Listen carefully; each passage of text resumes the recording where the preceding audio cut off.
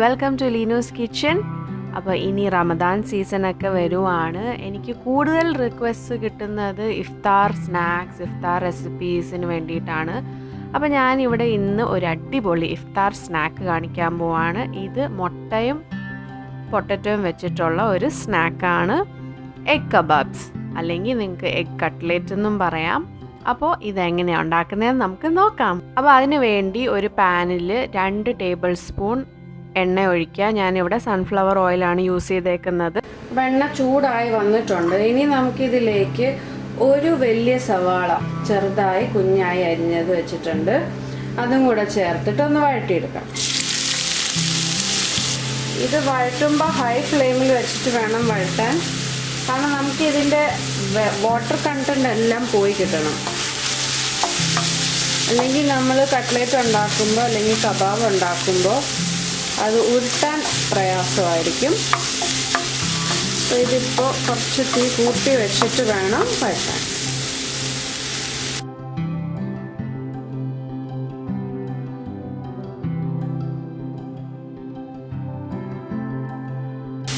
ഇതിലേക്ക് ഒരല്പം ഉപ്പും കൂടെ ചേർക്കുന്നുണ്ട്.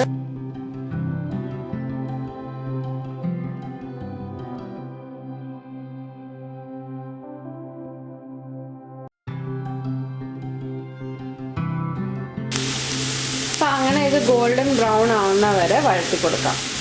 അപ്പോൾ ഈ റമദാൻ സീസണിൽ എനിക്ക് തോന്നുന്നു കുറേ പേര് കുറേ സ്നാക്സ് ഒക്കെ ഉണ്ടാക്കാൻ വേണ്ടിയിട്ട് സെർച്ച് ചെയ്യുന്നുണ്ടാവും. കൂടുതൽ എനിക്ക് റിക്വസ്റ്റ് വരുന്നത് എഗ്ഗ് വെച്ചിട്ട് ഉണ്ടാക്കുന്ന സ്നാക്സിൻ്റെ.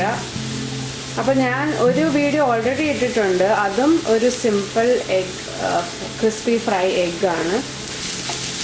അപ്പോൾ ഇത് പൊട്ടറ്റോ ഒക്കെ ചേർത്തിട്ട് ഒരു കട്ട്ലേറ്റ് പോലെ അല്ലെങ്കിൽ കബാബോ കട്ട്ലേറ്റോ എന്ത് വേണമെങ്കിലും പറയാം ഇതിന്. അപ്പോൾ നിങ്ങൾ അത് ട്രൈ ചെയ്യുക ഒരു ദിവസം ഇതും ട്രൈ ചെയ്ത് നോക്ക്. അപ്പോൾ ഈ സവാള എല്ലാം നന്നായിട്ട് മൂത്തിട്ടുണ്ട്. ട്രാൻസ്പെറൻ്റ് ആയാൽ മതി, വലുതായിട്ടൊന്നും ബ്രൗൺ ഒന്നും ആവേണ്ട ആവശ്യമില്ല. ഇനി ഇതിലേക്ക് നമുക്ക് പൊട്ടറ്റോ ചേർക്കാം. ഞാനിവിടെ 3 വലിയ പൊട്ടറ്റോ, ഒരു 500 ഗ്രാമോളം 550 ഗ്രാംസോളം ഉണ്ട്. 3 വലിയ പൊട്ടറ്റോ കുക്കറിലിട്ടിട്ട് വേവിച്ചെടുത്തതാണ്. ഇത് ഒരു വിസലിന് മാത്രമേ ഞാൻ വേവിച്ചിട്ടുള്ളൂ. എന്നിട്ട് അതൊന്ന് തൊലിയെല്ലാം കളഞ്ഞ് മാഷ് ചെയ്ത് എടുത്തതാണ്. അപ്പോൾ ഈ സവാളയിലേക്ക് നമുക്കിനി പൊട്ടറ്റോയും കൂടെ ചേർക്കാം. അപ്പം നിങ്ങൾക്കിത് മാഷ് ചെയ്യണമെങ്കിൽ ഒരു ഫോർക്ക് വെച്ച് മാഷ് ചെയ്താലും മതി. എനിക്കൊരു പൊട്ടറ്റോ മാഷർ ഉണ്ട്, അത് വെച്ച് ഞാൻ മാഷ് ചെയ്തത്. ഇനി ഈ പൊട്ടറ്റോയിൽ നിന്ന് ഒത്തിരി വെള്ളം ഇറങ്ങും. അപ്പം നമ്മൾ കട്ട്ലേറ്റ് ഉണ്ടാക്കുമ്പോൾ അല്ലെങ്കിൽ റോൾ ചെയ്യുമ്പോൾ ഒത്തിരി വാട്ടർ കണ്ടൻറ്റ് കൂടുതലുള്ളതുകൊണ്ട് ചിലപ്പോൾ അതിങ്ങനെ റോൾ ചെയ്യാൻ പറ്റാത്ത ഒരു രീതി വരും, ഒരവസ്ഥ വരും. പിന്നെ ചിലപ്പോൾ കട്ട്ലേറ്റൊക്കെ പൊട്ടിപ്പോവും. അപ്പോൾ അങ്ങനെ ആവാതിരിക്കാനാണ് നമ്മൾ ഈ പൊട്ടറ്റോ ഇതിലിട്ടിട്ട് വഴറ്റുന്നത്. അതായത് ഇച്ചിരി ഡ്രൈ ആവണം. അപ്പം ഇനി നമുക്ക് ഫ്ലെയിം ലോയിൽ വെച്ചിട്ട് വേണം ഇതൊന്ന് വഴറ്റി കൊടുക്കാൻ. അതായത് നല്ലോണം ഡ്രൈ ആവണം. അപ്പം ഈ പൊട്ടറ്റോയിൽ നിന്ന് എനിക്ക് തോന്നുന്ന ഒത്തിരി വാട്ടർ കണ്ടന്റ് ഇല്ല, കണ്ടിട്ട് എനിക്ക് തോന്നുന്നു അങ്ങനെ കേട്ടോ.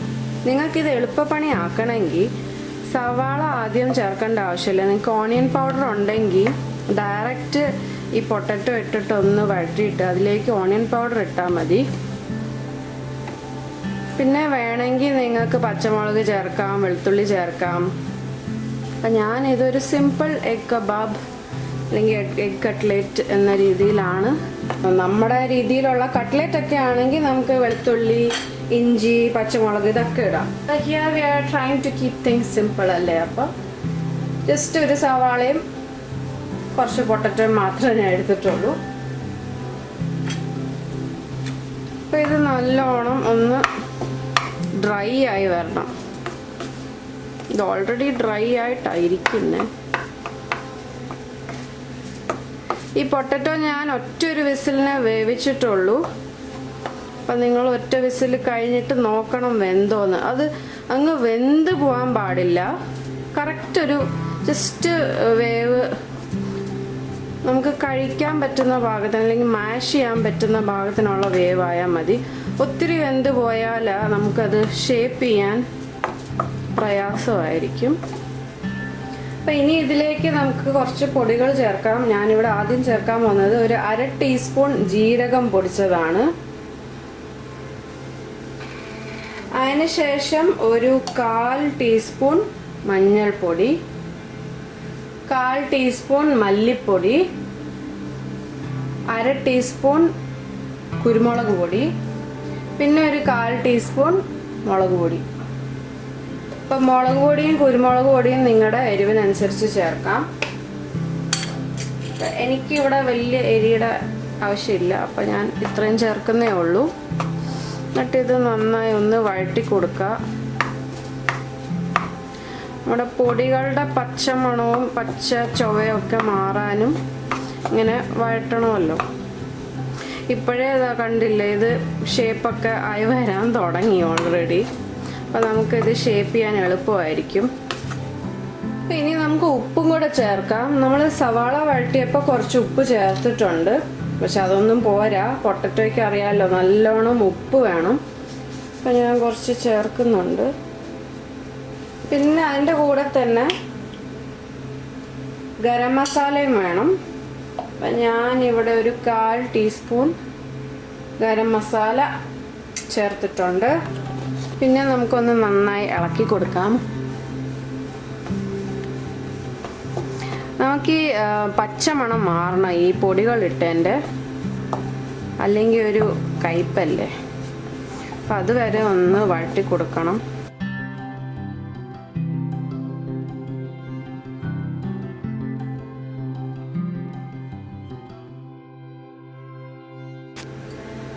അപ്പോൾ ഈ സമയത്ത് നിങ്ങൾക്ക് കഴിച്ചു നോക്കാം, ടേസ്റ്റ് ചെയ്ത് നോക്കാം ഉപ്പൊക്കെ ആവശ്യത്തിനുണ്ടോ. ഇപ്പം ഞാൻ ടേസ്റ്റ് ചെയ്ത് നോക്കിയിട്ടുണ്ട്, ഉപ്പെല്ലാം ആവശ്യത്തിനുണ്ട്. ഇനി നമുക്ക് കുറച്ച് മല്ലിയിലയും കൂടെ ചേർക്കാം. ഇത് കുറച്ച് ചോപ്പ് ചെയ്ത് വെച്ചേക്കുന്ന മല്ലിയിലയും കൂടെ ചേർത്തിട്ടുണ്ട്. നിങ്ങൾക്ക് മല്ലിയില ഇഷ്ടമല്ലെങ്കിൽ ഇത് അവോയ്ഡ് ചെയ്യാം. എനിക്ക് ഭയങ്കര ഇഷ്ടമാണ്. അതിൻ്റെ ഒരു ഫ്ലേവർ കട്ട്ലേറ്റിനും കബാബിനും ഒക്കെ നല്ല ഫ്ലേവർ അല്ലേ. അപ്പോൾ ഇനി ഇതൊന്ന് നന്നായി മിക്സ് ചെയ്ത് കൊടുക്കാം. ഇപ്പം തന്നെ നല്ല മണമൊക്കെ വരുന്നുണ്ട് ആ മല്ലിയിലയുടെയും മസാലയുടെയും.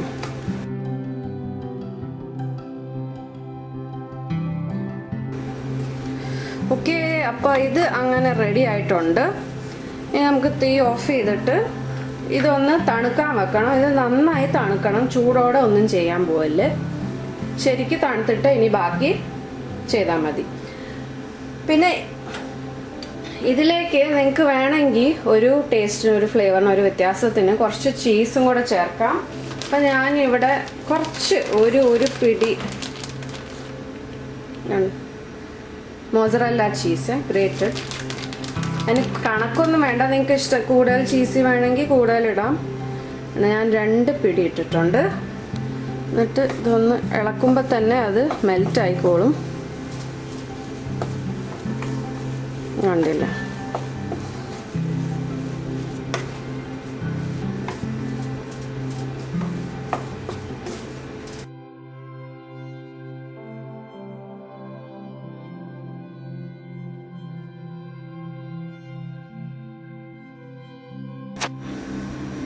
അപ്പോൾ ഇവിടെ ഞാൻ 3 മുട്ട പുഴുങ്ങി വെച്ചിട്ടുണ്ട്.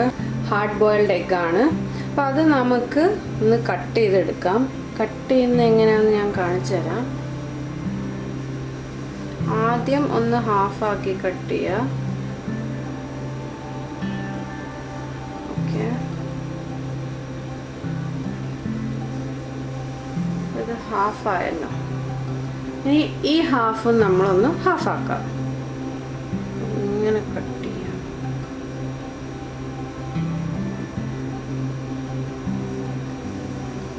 ഓക്കെ, അപ്പം ഇങ്ങനെയാണ് കട്ട് ചെയ്തെടുക്കേണ്ടത്.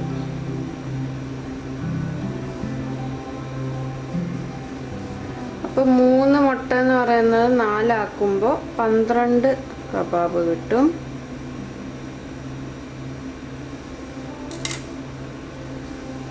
പതുക്കെ ചെയ്താൽ മതി, ഒരു ധൃതിയുമില്ല. ഓക്കെ, അപ്പോൾ ഇങ്ങനെ കട്ട് ചെയ്ത് ഒന്ന് മാറ്റി വെക്കുക. ഓക്കെ, അപ്പോൾ ഇതിപ്പോൾ ചൂടൊക്കെ ആറിക്കഴിഞ്ഞു. ഇനി നമുക്കിതൊന്ന് ഉരുട്ടി കബാബാക്കാം. ഓക്കെ, അപ്പോൾ ഇച്ചിരി വലിയ പീസായിട്ട് തന്നെ എടുക്കണം. എന്നിട്ട് ഇതൊന്ന് ഫ്ലാറ്റൻ ചെയ്യുക.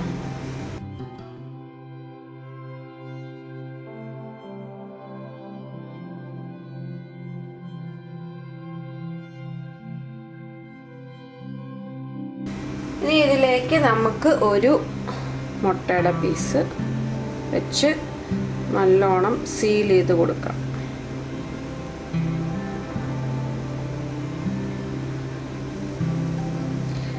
ടേക്ക് യുവർ ഓൺ ടൈം, ഒരു ധൃതിയില്ല. ആദ്യമായിട്ട് ചെയ്യുന്നവർക്കൊക്കെ ഇച്ചിരി പാടായിരിക്കും. ബട്ട് സീ, നമ്മുടെ എഗ്ഗ് നല്ലോണം സീലായിട്ടുണ്ട്. നമുക്ക് ഈ ഷേപ്പിൽ തന്നെ എടുക്കാം, ഒരു എഗ് ഷേപ്പിൽ തന്നെ. നല്ലോണം സീൽ ചെയ്യണം.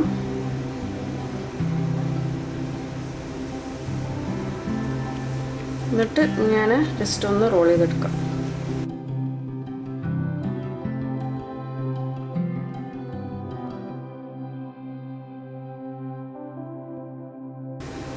അങ്ങനെ നമുക്ക് എല്ലാം റോൾ ചെയ്ത് എടുക്കാം.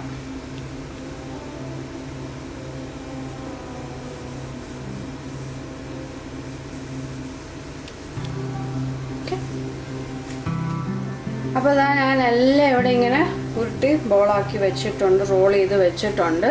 ഇനി നമുക്ക് ഇത് മുട്ടയിൽ ഡിപ്പ് ചെയ്തിട്ട് ബ്രെഡ് ക്രംസിൽ മുക്കിയിട്ട് വറക്കാം.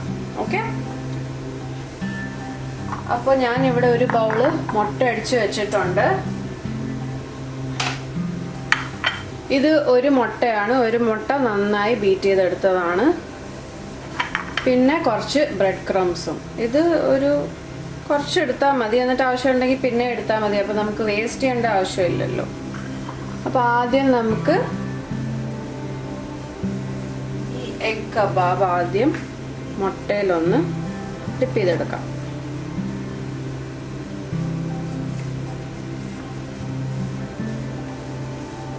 എല്ലാ സൈഡും നന്നായിട്ടൊന്ന് ഡിപ്പ് ചെയ്തെടുക്കണം.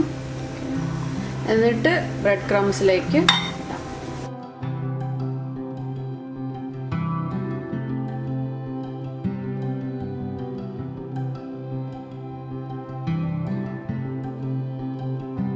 എന്നിട്ട് ഇത് ഒരു പ്ലേറ്റിലേക്ക് നമുക്ക് മാറ്റാം.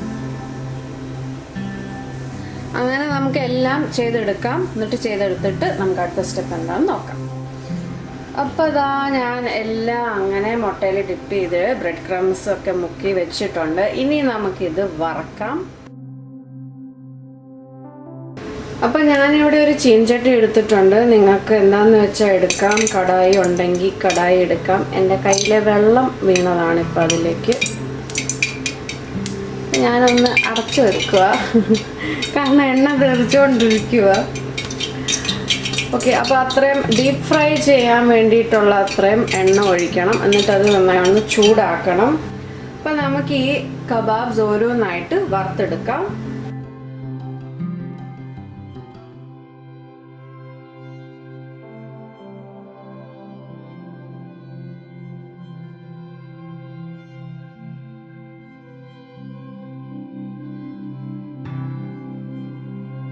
അപ്പോൾ ഞാനിപ്പോൾ 3 എണ്ണം ഇട്ടിട്ടുള്ളൂ.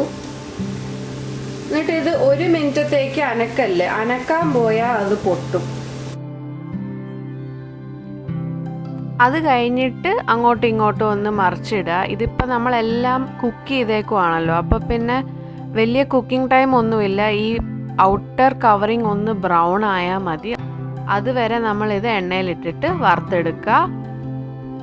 എന്നിട്ട് എല്ലാ സൈഡും ബ്രൗൺ ആകുമ്പോൾ നമുക്ക് കോരിയെടുക്കാം. അപ്പോൾ ഇതെല്ലാവരും ട്രൈ ചെയ്ത് നോക്കുക. ഇഫ്താറിന് ഉണ്ടാക്കാൻ പറ്റിയൊരു സ്നാക്കാണ്. എല്ലാവരും ട്രൈ ചെയ്തിട്ട് ഫീഡ്ബാക്ക് അറിയിക്കാൻ മറക്കല്ലേ. പിന്നെ നീനൂസ് കിച്ചണിലേക്ക് സബ്സ്ക്രൈബ് ചെയ്യാത്തവർ സബ്സ്ക്രൈബ് ചെയ്യുക. ഈ വീഡിയോ ഇഷ്ടപ്പെട്ടാൽ ലൈക്ക് അടിക്കാനും മറക്കല്ലേ. വീഡിയോസ് ഷെയറും ചെയ്യുക. അപ്പോൾ വീണ്ടും വേറൊരു റെസിപ്പിയുമായിട്ട് വരുന്നവരെ take care, bye and thank you for watching Leenu's kitchen.